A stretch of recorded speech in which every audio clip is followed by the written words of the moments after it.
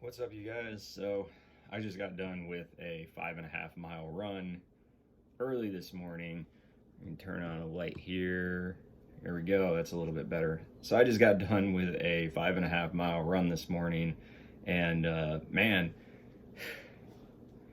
95% humidity, and I think it was like 82, 83 degrees when I went out for a run. I tried. I tried to go further.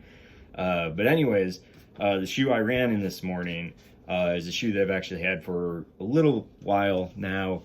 But it's definitely one of those shoes that I think is kind of underrated and doesn't really get a whole lot of press, even from, guys on YouTube that are just freelance runners, not sponsored by any particular brand or anything. But I have about 100 and little over 100 miles on these shoes. Might be a little bit more, come to think about it, but I'm pretty sure it's like, I know for sure it's over 100 miles on these shoes.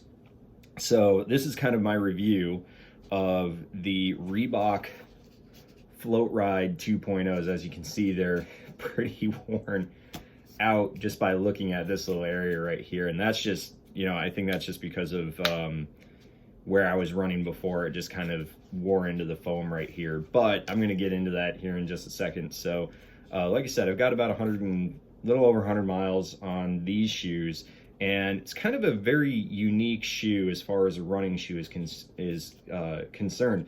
This is a long distance runner, is what Reebok has this labeled as, is a long distance runner. And I can kind of see that with the way that this is designed and the way that it feels.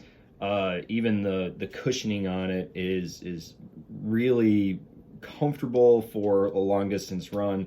And I'm going to get into all of that here in just a second. So we're going to start with the upper, which is a two-piece, really three-piece upper, which is just a little strange. So we're going to get into the first part, which is the blue part here, which is this mesh knit kind of weave molding here. It is relatively breathable. It's very stretchy. It's more of a sock liner, as you can see, because there's no like separate tongue for this. It's just, it goes all the way from the bottom of the shoe all the way around. So it's more like a sock liner here. So it's got this really sock-like fit to it. Toe box is really big, breathable, so you can really spread your toes out when you run. It's breathable to a point. Now here in Florida, I wish it was a little bit more breathable, but I'll be honest, on the 5.5 mile run that I just did this morning, it really wasn't that bad. I mean, my feet still felt fine. They felt cool. I think your sock has to do a lot with that too. Wearing a good, sock that's, breathable but yet supportive also makes a huge difference. But it's nice and stretchy. It's got a little bit of padding on the top tongue here, so it's not like the Nike Pegasus, where the Pegasus is like this paper thin type of material. This actually has some padding up on the top, which is really nice. So it's got the sock liner on it. Around the heel cup here is a neoprene material that's on the back. It's got a nice heel cup. You can hear that's solid. I mean, solid support right here. So this is a very, very stable shoe, and that goes out through the entire design of this shoe. It's a very, very stable running shoe. So if you're looking for something that's going to help with your stability, this is a fantastic shoe. So this neoprene cup that's right back here, up around the top, around the Achilles tendon, it's actually very soft, very padded. It's super, super comfortable, and it flexes really, really well, but it definitely offers on that back part right here a lot of stability in that heel cup area. So very, very nice here. And then the third part on this upper is the exoskeleton that you see right here, as you can see. So this is, it's very plasticky like material, I'm not gonna lie, but I will say that the wonderful thing about it is it does lock down your foot. As you can see, looking at the top, it's on both sides, on the inside and on the outside. And as you tighten this down, you can physically see that it locks down on your foot. So it's got this really nice exoskeleton on it. It really doesn't, with the type of material that they used right here, which is a little bit thicker material, it really doesn't rub into your foot at all. In fact, it does a really good job just locking down your foot, so there's really no movement or play in it, which is something that I really like about this particular shoe. The other thing is that material goes all the way around, not only across the top right here, which adds a little bit more stability on the back of your foot, but it also comes across the bottom all the way up to the front. And what that does, adds a little bit of spring in your step, kind of like what you see with some of those higher end shoes where they've got like that flex plate involved, where it just kind of adds a little bit of spring in your step. That's exactly what this shoe does, is that material here, which runs, you know, again, all the way from the back all the way up to the front, offers a nice spring in your step every time you run. Another little added feature that I kind of like, although I wish they had it on the back somewhere as well, is they do have this little reflective material right on top here, which is really nice. I just wish they had it on the back as well. If you're an evening or an early morning runner, I went out, you know, at like, you know, 5:30, 6 o'clock this morning for a run, and it was still dark out. So I kind of wish they had, you know, something on the back as well, but pretty nice to have that on the front, because a lot of the shirts and shorts that I have the reflective material on the back. So having that on the front does kind of help a little bit. So that's kind of nice about that. So we move on to the midsole now, which is, unlike Nike, where they'll use, you know, maybe 3 or 4 different materials in their midsole, like using React foam and Air Zoom unit and Zoom X foam and Cushlon and all of those other materials. This is just very basic. Now, Reebok and Adidas really carry the same midsole material. They use a different name, but it's really the same thing, because Reebok and Adidas have a corporate agreement with each other. So the midsole is using what Reebok calls is FloatRide foam. And the FloatRide foam is super spongy, super durable foam, and it's very much like the Adidas foam that they use on their running shoes as well, which is, you know, one of, I guess, the best that's on the market. I haven't used Adidas yet, but using this is really a fantastic shoe that I again, it's commonly overlooked.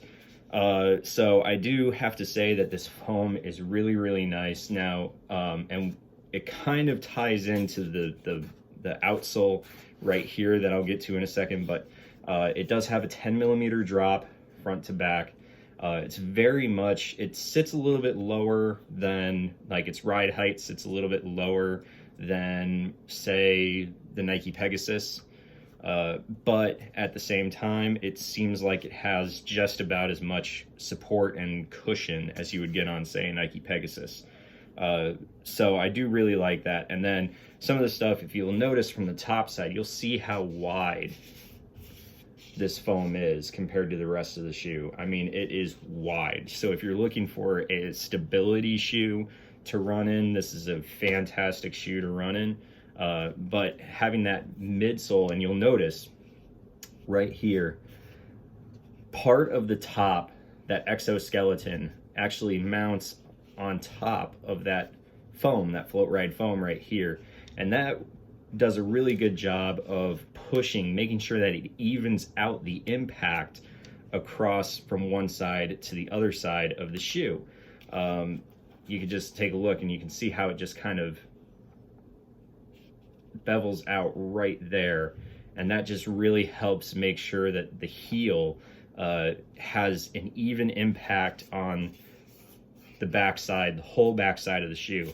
So I really, really like that design. I really think that Reebok did a good job. I'm not going to say that they did the best job building a running shoe, But I think they did a really good job with this shoe as far as its design and its purpose is concerned, and I'll get to that here in a second. The laces, pretty basic, not really anything fancy, kind of lightweight. It's not exactly a lightweight shoe, I'll put it that way, just I think because of all the materials that are being used, it's not really a lightweight shoe. Now getting onto the bottom of the shoe, the outsole, you'll notice just all of these little bars and plates right here going from front to back, offers great flexibility, great traction. And again, I have about 100 miles, a little over 100 miles on these shoes, and doesn't really look like there's too much wear on this, to be completely honest with you. Yeah, I think this is an incredibly durable shoe, and it offers great traction.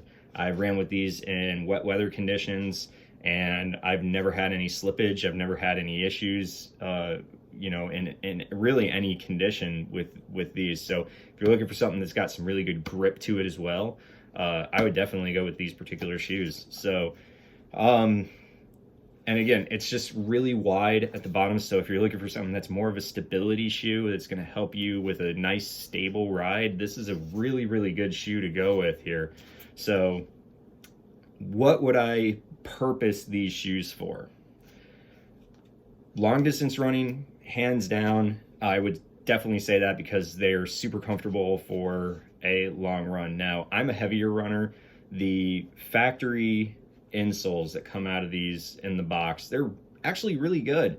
But for me, being a heavier runner, the insoles actually kind of wore out in the toe box area a little bit quickly. So I wasn't too happy about that. So I did probably the most sacrilegious thing that somebody with a Reebok pair of shoes could ever do, which is I actually took out my insoles from my Nike Pegasus 35s and actually put them in here, which actually fit like perfectly inside these shoes. And that's because the Nike Pegasus 35 and 36s really, as I have the 36s sitting over there, they actually use this really nice foam insole. And mind you, just look at these, okay? These insoles right here have 300 miles on them. Now about 320 miles on these. Now, and again, I'm not a lightweight runner. I'm 200 something pounds. So, I mean, those look in fantastic condition, and they have such great foam resistance in them that I actually took these and threw these in my Reebok FloatRides. So I know it's kind of like a sacrilegious thing to do to your shoe, but it's just the factory insoles just wore out for me because I'm a heavier runner. But if you're a lighter weight runner, I don't see an issue with the factory insoles with these because they were incredibly comfortable. And I ran so many miles in them, and to be honest with you, it was actually pretty fast. And just being completely honest with you, comparing the speed that I was able to do in these compared to, say, my Pegasus 35s and 36s, these were actually quicker on average, over 100 miles. These are about 10 seconds faster per mile when I, through my documentation system than my Pegasus 36s. I love my Pegasus 36s, but these ones are actually quicker. Don't know why. I don't know if it has to do with that spring in its step. I have no idea, but it's just strange.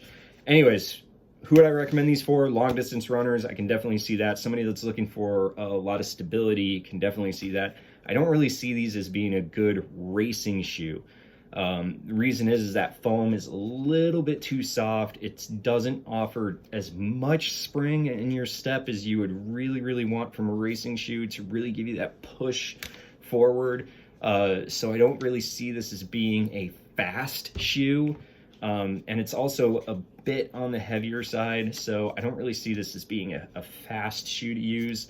But I can definitely see this being a good distance runner, somebody that likes to transition maybe from trail running to pavement running, or going on different surfaces. I can see the shoe working out for. I can see this being a decent, actually, recovery shoe as well, because it offers such good support and really comfort in that long run, that if you're actually using it even for a short run, it still offers excellent comfort if you're just trying to do a recovery run at 5K or 10K or whatever that you're trying to do, or run at a slower pace. You can up tempo with these things, but again, it's not a racing shoe, so I wouldn't say that this is going to be like blistering your half marathons or your full marathon shoe. I would definitely say that if you're, you know, a novice runner, 5K, 10K races, maybe the occasional half marathon or full marathon, if you're like a mid to late pack runner, this is a good shoe. I really do. I think this is a really good shoe for you to use. It's not going to get you a podium finish, but it's a good shoe that will last you the full event, and you'll probably not really feel much pain afterwards. I know my knees don't hurt, my legs don't hurt. I have no muscle pain after a 5.5 mile run in these shoes this morning. So I'll be honest with you, I really like these shoes. I think they're completely underrated. They're a completely forgotten about shoe, and because a lot of times Reebok, you think of CrossFit shoes, you think of weightlifting shoes, you don't really think of them for a runner's shoe. And this one is just kind of hidden away. Nobody really remembers it or recognizes it. So if you get a chance and you find a shop that actually sells this shoe, try it on. It's actually a really good shoe. And you know, that's the cost of one of these. I think on Reebok's website was $149 for a pair of these shoes. That's not bad. It's not bad, because I would actually compare this to maybe a higher end Nike that would be somewhere in the upper 180s. So this is actually a really good shoe. I think it's completely underrated shoe. It's commonly overlooked. So if you get a chance, try these out. You know, if you go through Reebok's website, if you're a nurse, first responder, EMT, police officer, so on and so forth, they offer an excellent discount program through their website. So definitely check out the Reebok FloatRide 2.0s. If I gave this out of 10, we'll do an out of 10 scale. How about that? So out of 10 being really, really good running shoe, and I'm going to be super critical on this because I really don't see a whole lot of shoes getting past 9, in my opinion, as an average runner. So as an average runner's shoe, I'm going to give this a 7.6. I think that's fair. I really do. I think a 7.6 is fair. It's a good shoe, a little bit on the heavier side. It could breathe a little bit better. There are some little issues, like, you know, like I said, the insoles wear out for somebody like me a little bit too quickly. So yeah, I'm going to give it a 7.6. I think that's a good baseline for when we start rating, or when I start rating other shoes. I think this is a good baseline shoe to get off of, so I'm gonna go 7.6 on this one. So hope you like the video. If you do, like, share, subscribe, all that kind of stuff. I'm gonna make more videos about, you know, shoes and different running techniques and stuff like that here in the future. So thank you very much. Enjoy the run.